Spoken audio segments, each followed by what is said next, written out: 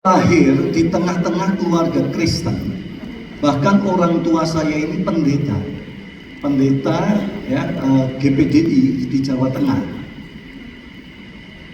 Orang tua saya gerejanya sangat boleh dikatakan besar ya, mempunyai cabang 60 gereja ya, 60 gereja.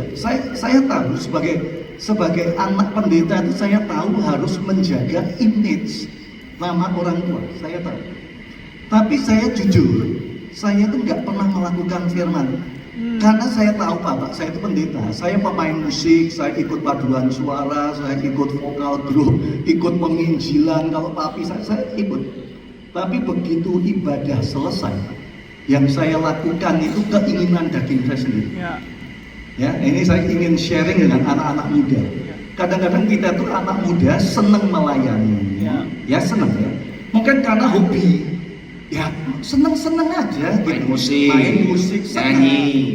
Tapi sebetulnya ya manusia roh kita ini berlawanan dengan apa yang ini. Saya mau bersaksi.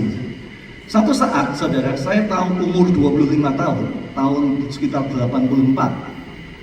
Saya tiba-tiba jam 8:30 hampir jatuh, lemas gitu. Saya heran apa yang penyakit saya ini. Saya lemas, saya tidur.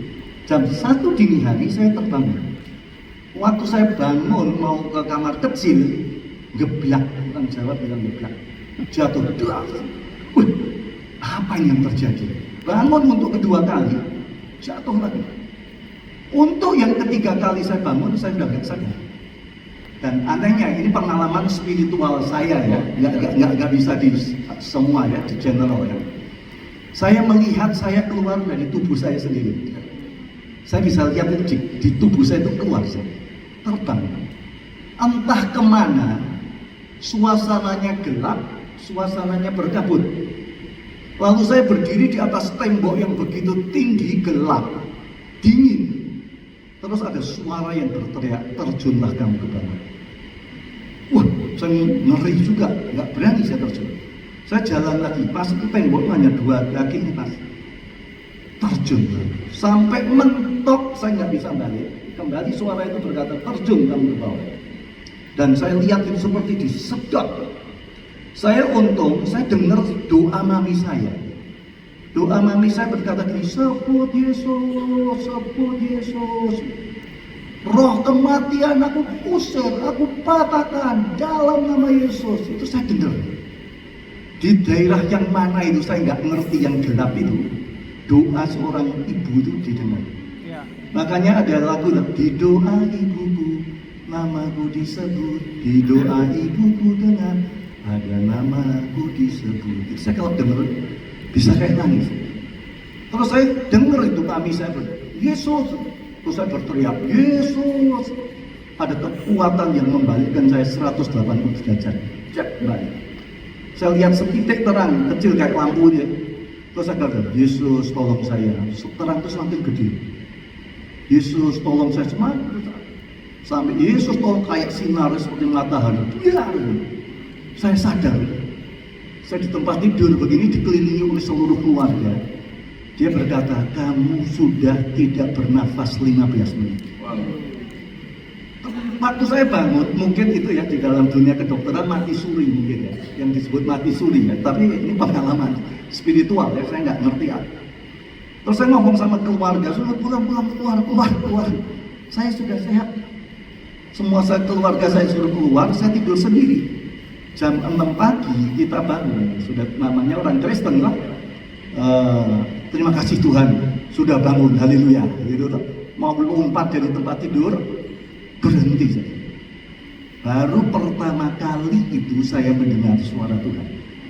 Saya nggak bisa menjelaskan apakah suara Tuhan itu audible voice seperti ini atau hanya di dalam pikiran saya. Saya nggak bisa menjelaskannya karena cuma satu orang, cuma sendiri di kamar. Tuhan ngomong begini, andaikan tadi malam kamu mati, bukan surga jurusannya, tetapi neraka jurusannya. Engkau anak pendeta, tapi engkau tidak pernah melakukan kehendak Tuhan.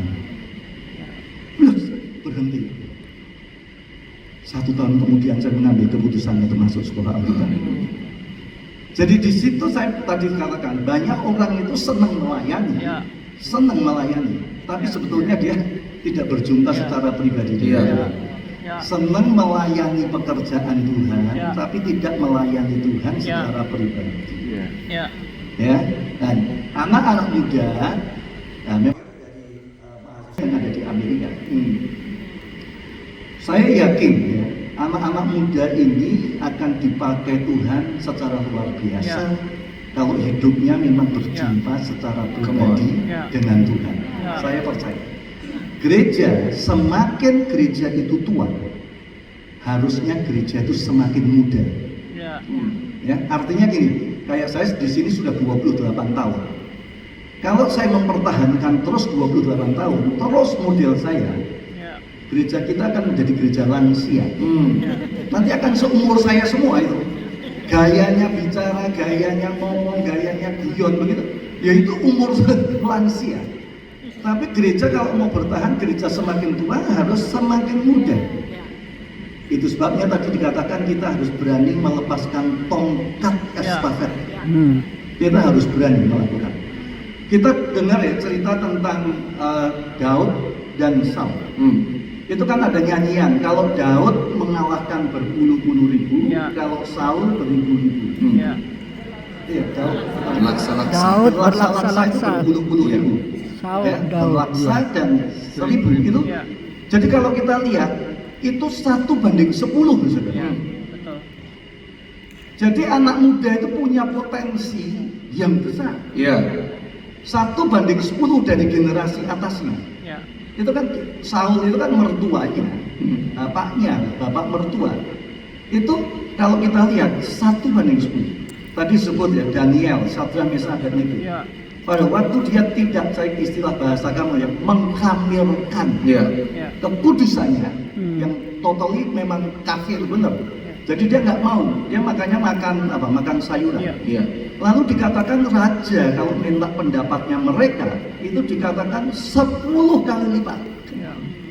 10 kali lipat lebih pintar dari semua juru tenung dan ahli ramal. Itu 10 kali. Jadi anak-anak muda itu mempunyai potensi yang luar biasa. Kalau tidak mau mengkamirkan ya dengan dunia, yang dikatakan Daud orang yang man after his own heart, orang yang berkenan, itu punya potensi yang luar biasa. Dan kita sebagai orang-orang yang sudah senior, kita mesti ingat, kita dulu waktu melayani masih muda. Masih muda, jadi setelah senior ini jangan menutup. Jangan menutup untuk anak-anak muda. Ya, di gereja kami sebagai contoh ya. Saya juga memberikan, di sini ada Febe ya. Febe yang usianya 30 tahun. Setiap 2 bulan, 3 bulan saya suruh khotbah umum. Jemaat udah saya kasih tahu ya, yang namanya baru pertama. Tapi kita bangga. Kita bangga, aduh anakku sendiri yang khotbah. Kita harus membangun dari dalam itu. Tadi dikatakan kalau ada jabatan 5 jabatan. 5 jabatan kan harusnya harus muncul dari gereja lokal. Ya ini harus dicari. Dan saya percaya Tuhan akan memakai anak-anak mudanya luar